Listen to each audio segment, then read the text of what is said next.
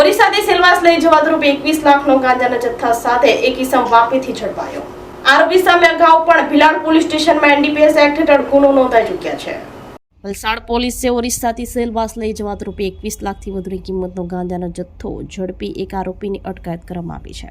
Valsad એસઓજીની team પેટ્રોલિંગમાં હતી તે દરમિયાન બાતમી મળી હતી કે વાપીના ગીતાનગર પોલીસ ચોકી સામે આવેલ જૂના ફાટક રોડ ઉપર એક ઇસમ માદક પદાર્થ સાથે ઊભો છે।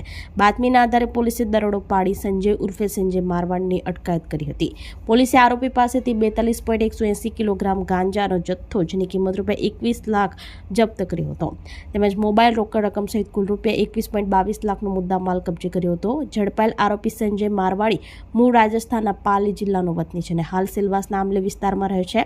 આરોપી સામે અગાઉ ભિલાડ પોલીસ સ્ટેશનમાં NDPS એક્ટ હેઠળ ગુના નોંધાઈ ચૂક્યા છે। આ અંગે વાપી ટાઉન પોલીસ સ્ટેશનમાં NDPS એક્ટની વિવિધ કલમો હેઠળ ગુનો દાખલ કરી આગળની કાર્યવાહી હાથ ધરવામાં આવી છે।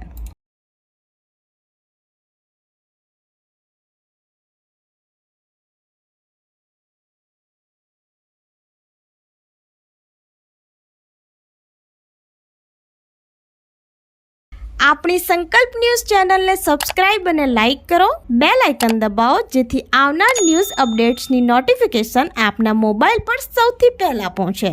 Like, subscribe and share the video.